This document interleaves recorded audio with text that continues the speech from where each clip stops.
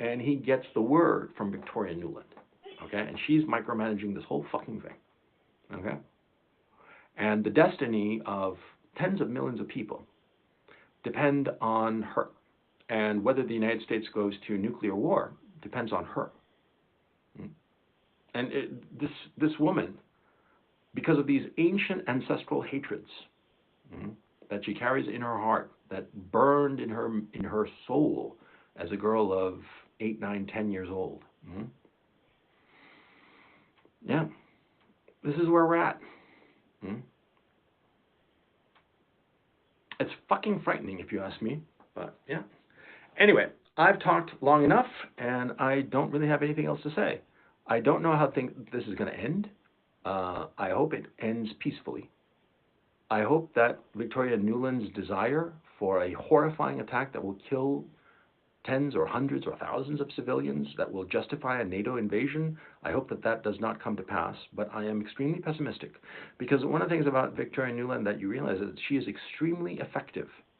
And remember, she's not alone. She's got her husband, Robert Kagan, and that whole cabal of people, all of them carrying this ancient ancestral resentment towards Russia. They hate Russia so much. They want it destroyed. And I insist, it's not because of money. It's because of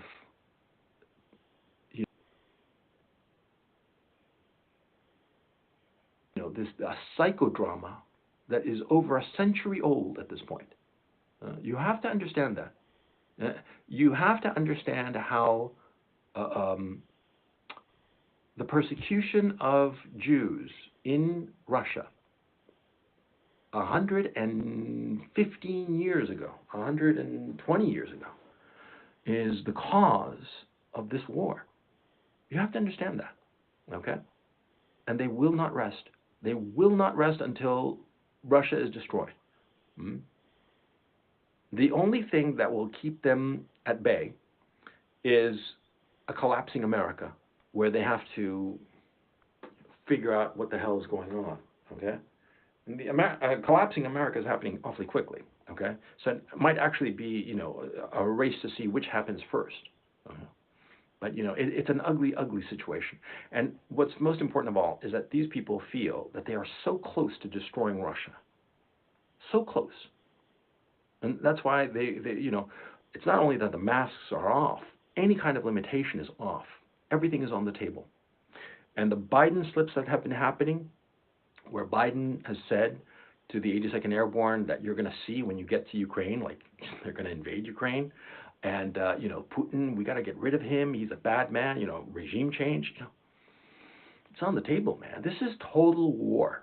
The Americans have not fired weapons yet at the Russians, but they fired virtual weapons, every single one. And right now, do you have any idea what kind of virtual cyber warfare that must be going on, man? It must be all over the fucking place, okay?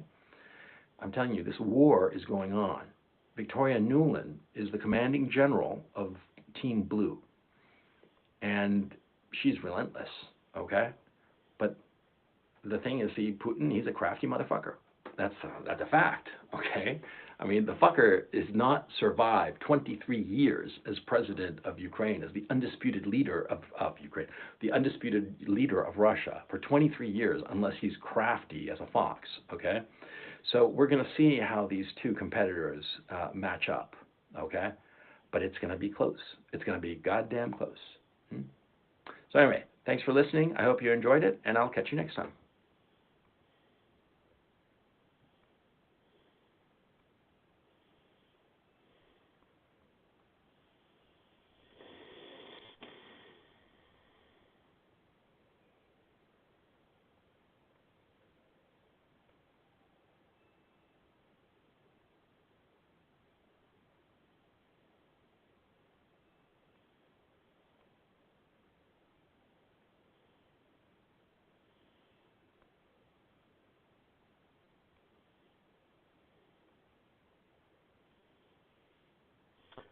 Okay, so let's see.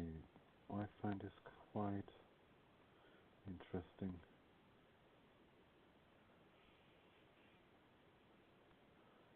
So let's see. Two, this ethnic hatred between Ukrainians towards the Russian half of the country.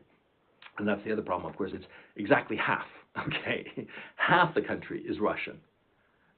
Ukraine would be happier, everybody would be happier if Ukraine were split up into a couple of countries, okay? At least a couple of countries, but The fuck? that's for another conversation.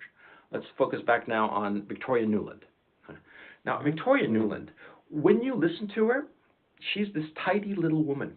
And like I said, in pictures of her when she was younger, she looked very cute, like adorable, actually. She looked like an adorable person. But the word is that she is a fucking nightmare. I mean, just a really piece of shit kind of person. And the word I've heard is that she treats her assistants like garbage, you know, and that's always a bad sign. See, you always want a person of one line. A person of one line is a person who treats everybody the same. I mean, they're deferential and respectful towards older people or important people, but their fundamental attitude is always the same. But the word is that Victoria Nuland is very deferential, if not a suck up, to people that she considers more powerful than herself, and an absolute beast, an arrogant.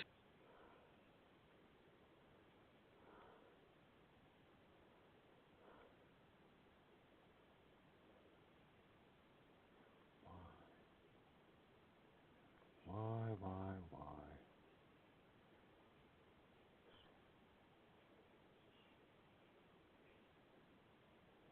During the revolution.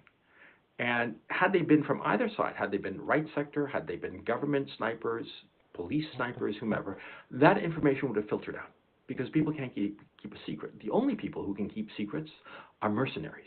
That is, figures from far away who are brought in to do a specific task and then sent on their way. Because since they have no social connection to the environment, they come in, they do their task, and they fly away. There's no way for the information to leak out. You see? Yeah. Hmm? Many years ago, a fairly unsavory character once told me that if I really wanted something done, always hire a mercenary.